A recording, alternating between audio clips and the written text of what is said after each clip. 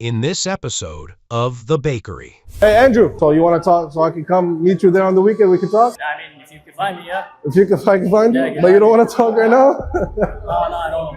Why, bro? I came here just for you, bro. With these guys? The New Testament, for example? I think there's no way you can extract the Trinitarian doctrine from there. Really? So you think John wrote John? Oh, yeah. So you think John, who's a first century fisherman who was uneducated, wrote a highly advanced gospel in Koine Greek with highly advanced philosophical ideas? You have to admit that's historically implausible. Jesus says, if he's going through, he's like, you're not going to believe me, believe on the evidence of the works themselves. And the works I do, yes. And like in the previous chapter, when he gives sight to the blind man, Yes. right? I go back and I look in Isaiah 35, and I said, God will come, and then, it's like God will come, and then he will restore sight to the blind. In Jeremiah, it says that it is God that sends the rain down. Elijah says that it is he who brings down the rain by his command. Now maybe I should think that Elijah is kind of alluding to him being God. Would you say that that's a reasonable approach? Every time we see Elijah praying for this to happen, Jesus is by his own power able to do these by his own power. By his own, because It says that the power is given to him by God.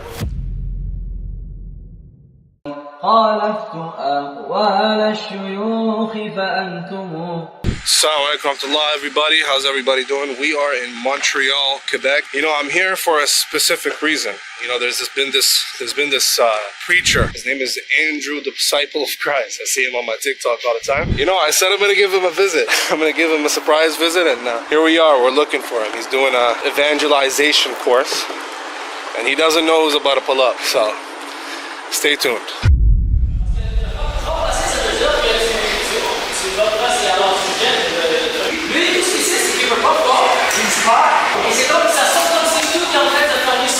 Alright guys, so we just spoke to Andrew, and he recognized me. He said, "Are you the Orthodox Muslim? You're the star of Muslim apologetics." And then he said, "Oh, I have a baby shower to go to right after, just to let you guys know." I told him, "Okay brother, just spare like 10-15 minutes, so we can get to know each other a little bit." But while he was translating, I could see him look sideways, bro. Bro, I'm telling you, he's terrifying right now, bro. I'm telling you. But hey, we'll see how it goes. Hey, Andrew.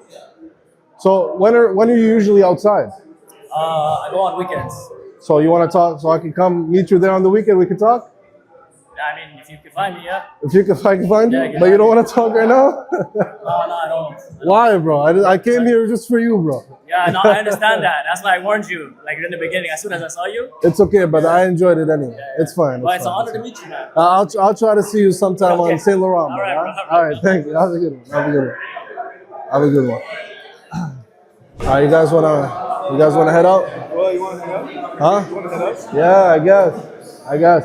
I came for Andrew, but he doesn't want to talk. So, you know what I'm saying? Maybe you could spark something with, With these guys? bro, why not? Yeah? Are we guys interested in having a discussion?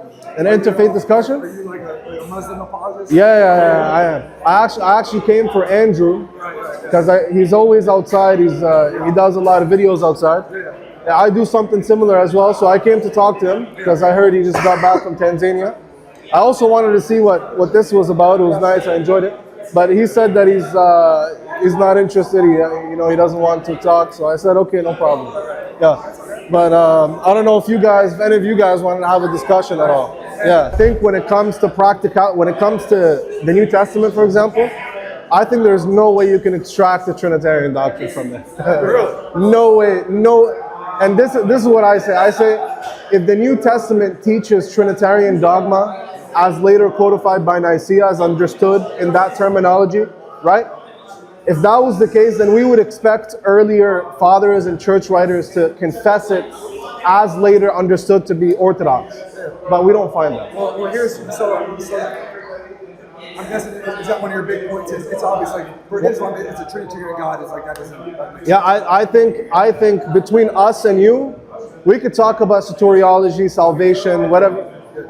Jesus died on the cross or not. I think the biggest issue is the continuity with the biblical God, where I would say that the prophets don't recognize a tripersonal God at all. By the time in the New Testament, I don't think in the book of Acts or any book of the New Testament recognizes it as tripersonal God. I think there is a two-power in heaven idea in the New Testament, where there is God and then there is His exalted Son, kind of like what Unitarians believe in. I don't know if you know Dale Tuggy and them, those guys, Unitarian guys. I think that's what the New Testament as a Muslim, I think that's what the New Testament teaches. Then after development of doctrine, two-stage logos theory and Platonism and stuff, by the time you have Nicaea, yeah, by the time you reach Nicaea, just like, I mean, it's been repeated, you know, like long ago. It was something that came in the 80s, and it's baseless.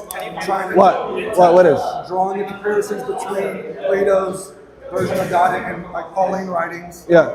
But yeah, I'll say this. You don't think there is any Platonism in John? No. I think the Platonism that you see in John more like it's more like Stoicism.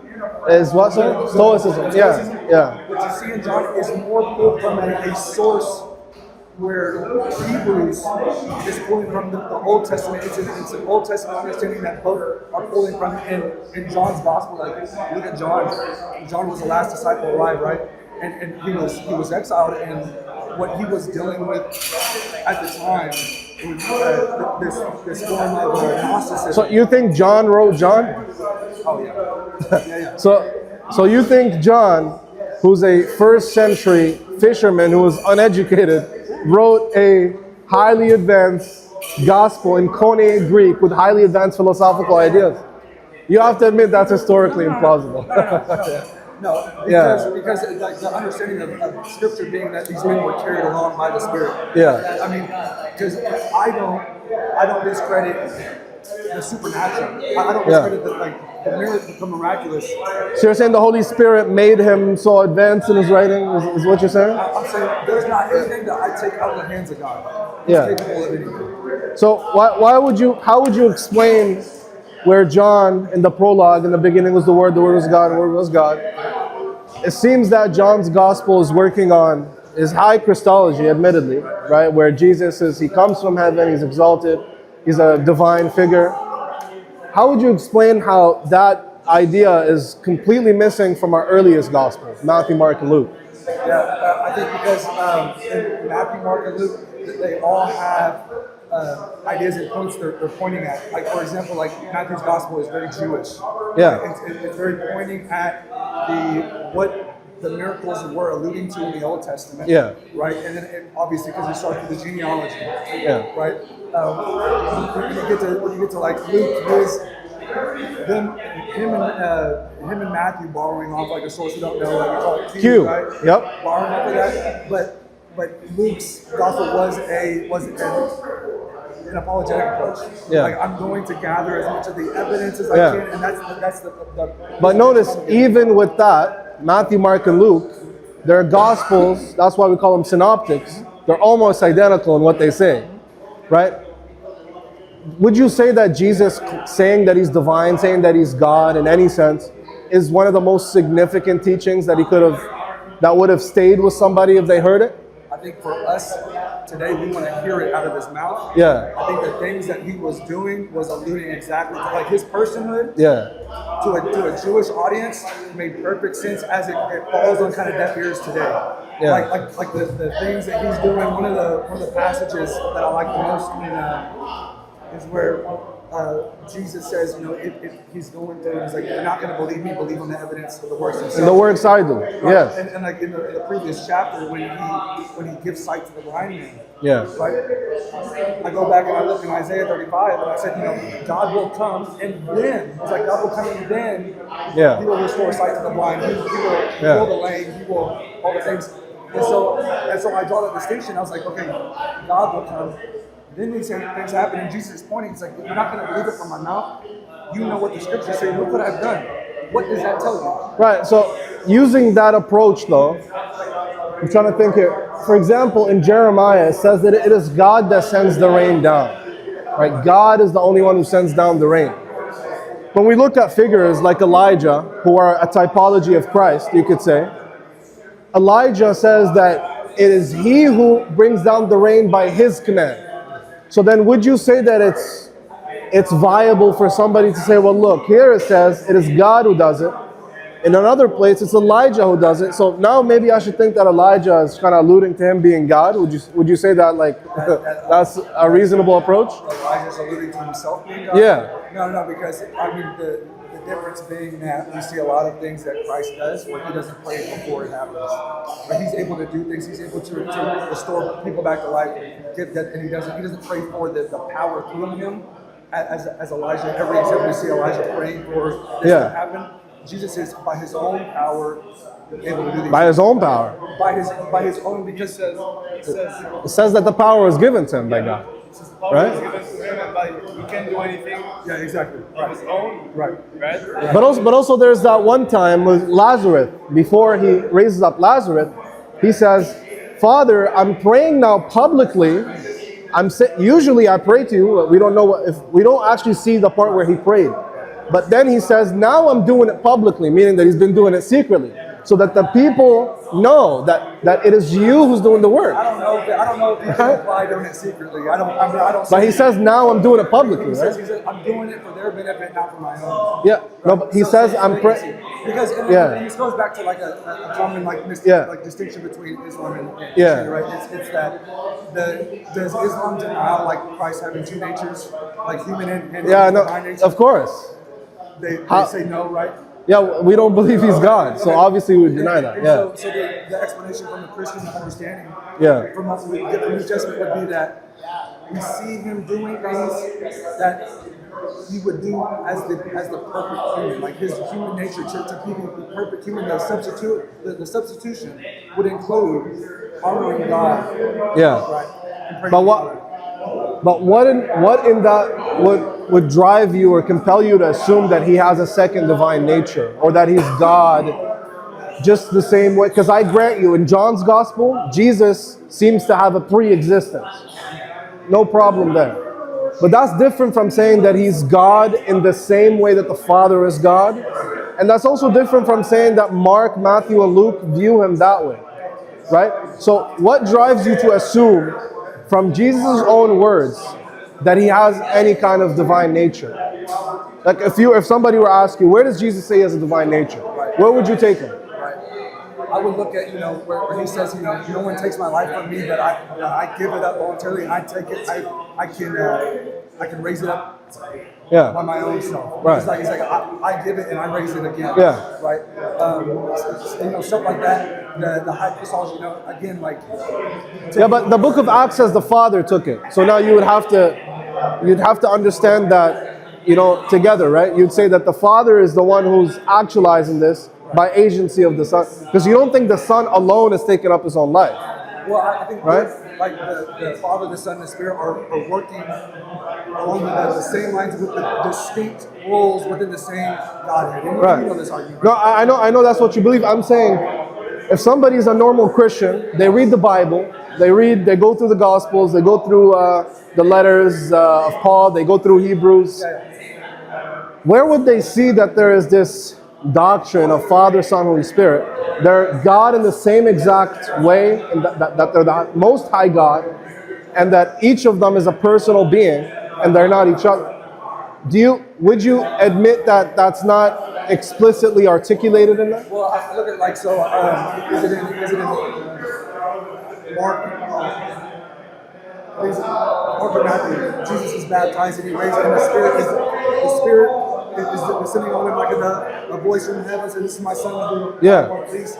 And the Son is being, raised. Yeah. And so you have like the passages like that in the Synoptics that identify three distinct persons given the attributes in the divine names of God, and we're trying to reconcile how can this be. I hear a voice, there's a descending of the Spirit, and there's a person being baptized. But how does that make them God altogether? No, I know. There's three mentioned. But we can go to other passages where a different three are mentioned. So then we shouldn't assume that now there's a different Trinity, right?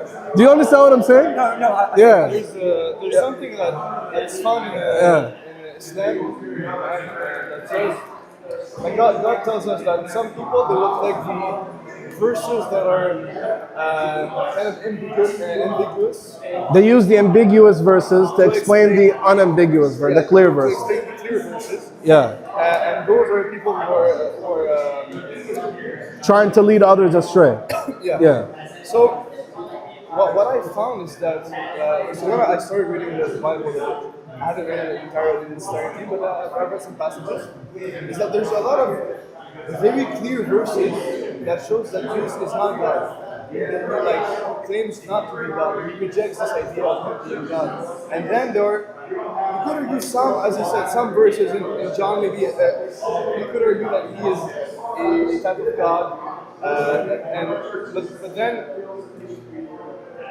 they kind of, the Christians, what I found them to do is to kind of reject those clear verses in favor of those verses who are kind of ambiguous, and then you'd have to do some kind of mental gymnastics in order to make it work into a coherent or into a theology that we find today. I don't know if you agree with that or. I mean, me personally, I wouldn't agree because I don't think I'm doing mental gymnastics to get there. I see evidence in the Bible of like Jesus receiving worship and not rebuking someone. Receiving worship. Yeah. Where does that happen? So like when Jesus comes back, Thomas is doubting. He says, "My Lord and my God." Yeah, exactly. That's what you're referring to. Yeah. So you're saying he's receiving worship there? Yeah, he's called God and he doesn't rebuke Thomas. He's like blessed you because you believe, but you have not, you believe because you've seen blessed others and have not seen. Yeah, so I would actually, like I said, I would actually agree with you that John's gospel, Jesus is called a God, right? But remember, in the New Testament, the word God, theos, or in the Hebrew, Elohim, it's not a rigid designator, meaning it has a semantic range. Angels are called gods. Semi-divine beings are called gods. In Philo, do you know what Philo is? Yes. Yeah, Philo, since the logos of God is a God, but he thinks it's a lower God. So I would agree with you that in John's gospel, Jesus is a God in some lower sense. But all throughout, John's thesis is that this is written so that you believe that Jesus is the Messiah, the Son of God. And you have passages like John 17:3, where the only true God is the Father. Jesus Christ is the one who's sent by the only true God. Where Jesus in John chapter 5, he says, you reject the one who's alone the true God. So you have this distinction between Ha-Theos, the God, or the only true God, who's the Father alone, is the Most High. He gives Jesus authority, he gives him power, he exalts him. Then Jesus is kind of like second divinity under him.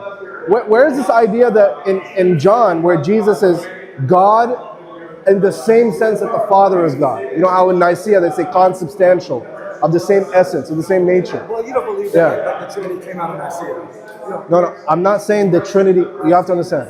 The Trinity as understood by Nicaea, so when they say Trinity, Trying to define it. yeah, so when you say Trinity, right, the first person to say the word Trinity is debated, Theophilus of Antioch or Tertullian. They're from the 2nd century. They believe in a Trinity, but you'd go to passages in Tertullian, he says things like, Jesus is a creature, Jesus came at a point in time, Jesus is a smaller portion of the substance. So then, he believes in a Trinity, he believes they're all divine, but the way that he's explaining it is not like Nicaea would have it, that actually Jesus is not created, he doesn't come, he's eternally begotten before the ages, that he's the same kind of God as the Father. That was with Nicaea. Yeah, I would say that's with Nicaea. That's good, I appreciate that. Yeah. Here's a question. In Texas, I don't have. Oh, you're from Texas? Yeah. Oh, nice, man. Nice. I was actually. It's a nice place to live. Yeah. It's a nice place. Yeah. Far from home. Yeah. I love it. No, Yeah. I've lived it my whole life. I don't come in contact with a lot of Muslims. A lot of Muslims who are. There's so many Muslims in Texas, no? Just where I'm at. Oh, where you? Okay. So it's maybe like fair. Austin or like Dallas. Fair. Yeah. But there's a question that when I was coming to, because just like you said, like I support anyone trying to look through Hinduism, Buddhism, Islam, Christianity, if there's a conversation on how to start, if you're sincere and pursuing the truth. Yeah. Because the reason is, and this is something I want to ask you. Yeah. I never had the opportunity. Yeah. You understand like the law of non-contradiction. Yeah, it's one of the laws of logic. Right. Yeah. Right. So obviously two true claims, both can't be true at the same, different things about the same. Yes. Okay. The thing that struck me, it's interesting. is that over here you have all these camps that say All camps? all the camps. I'm saying camps like religions. Like sects or religion? No, like Hinduism. Oh, religion. Okay, yeah. So Yeah, you okay. have all these religions Yeah. that don't refute these. Nice to meet you, man. Nice to meet you. Have a good one. Have a good one. Yeah. Like over here that don't refute. Have a good one. Have a good one. Enjoy. Yeah. That's cool. If you go to Africa, everyone Yeah. shakes it. Oh yeah, do that? Everyone does Oh like yeah. that. It's kind of crazy. Yeah. Yeah. It's like this. Oh yeah. Yeah, and people do it. Yeah. I was doing it for like 10 times. Just gotta go a cool way. Yeah. Yeah. But so over here, you have everyone that doesn't refute Jesus of Nazareth. He exists as a person, and he can be anything. He can be a prophet, a wise sage, a good teacher. You know, he can be anything except God. Except God. And then over here there's only one claim that says no, he isn't. Yeah. And so, and I just present this like this. This isn't like slam the gavel. Yeah. It's that I look at that, and I believe the law of non-contradiction. I believe that truth isn't. Sorry guys, we need to be out of here. Yeah. Do you have I'll hit this up. Yeah. To wrap it up real quick. Yeah. I believe that truth is objective. Yes. If I'm looking and I see that all of these share a similar claim and that Jesus can be something else Yeah. except God, and one is saying no, he is God. Yeah. It draws a line where I'm like, well, we know that two things can be true on the same subject. These agree. Yeah. This one doesn't. Yeah. And that just kind of struck me. These agree. Well, they don't agree. Well, they agree in the sense Yeah. that he can't be God. Yeah. And there's one saying, no, he is. Yeah. And that just kind of like... But all of them disagree. None of them agree together. For example, for example, you would agree with a Jew that he's a man. Right? You would say that he's a man. Right. He is But you would say that he's also God. Right. But I would agree with a Jew that he's a man. But he'd say, no, he's not a prophet. He's burning in hell in the Talmud. But you say that he's a prophet. You understand? Y'all would agree in that Yeah. he's not God. Yeah. Yeah, but of course. He's like, no, he is. Yeah. And I mean, that's just something I've Yeah. thought about. Yeah. It brought me to where when I was looking, when I was like, because of all this like coming here for me, Yeah. I don't work for the organization. I'm here on my own dime. Oh yeah. Coming to like Uganda here is very inconvenient for me. Yeah. And I was like, if the only reason I'm going to do this and put myself out there Yeah. is I'm not going to be duped. And I looked at it, and that was something that just bothered me. It stuck Yeah. with me. I What's see. your name? Tell me your name. AJ, nice to meet you. Taylor, right? Taylor, can I get a picture with y'all? Of course, man. Of course. Let's get a picture. Let's get a picture. Yes. I appreciate, man, guys. Yeah, I appreciate that. You know, you could have a nice conversation together. Yeah. Me too. Yeah. Let me get one of these guys. Yeah. We're taking a picture. I didn't get his last point though. Huh? I didn't get his last Yeah, point. I'll tell you. Yeah. Perfect. Thank you so much. Nice to meet you, Taylor, Have a man. good day. Hey, you have a good one. Enjoy. God bless, man. God bless. Thank you. You know what's interesting is, you know, that guy was a really nice guy. We had a nice conversation. Unfortunately, he was all over the place. I don't think he, especially on the last point, trying to talk about the law of non-contradiction. I don't know what that had to do with anything. Maybe he just misunderstands what that means. But we came out, we wanted to come for Andrew. As soon as he saw me, he started twitching. You know, he said, you know, I'm not comfortable. I don't want to be recorded. I don't want to talk to you. You know, I said, well, you know, you record people. You talk to Muslims. You do it every night. So what's the issue? Unfortunately, he just said, oh, well, no, I don't feel comfortable. You know, you're way more advanced than me and stuff. I'm like, okay, man, well, don't act like you're all big talk on TikTok. And when I come to see you in person, you know, you act humble and like you don't know anything and you don't want to talk. But yeah, guys, hope you enjoyed the video. Thank you for watching. And I'll see you guys next time. Assalamu Alaikum. Rahmatullahi wa barakatuhu.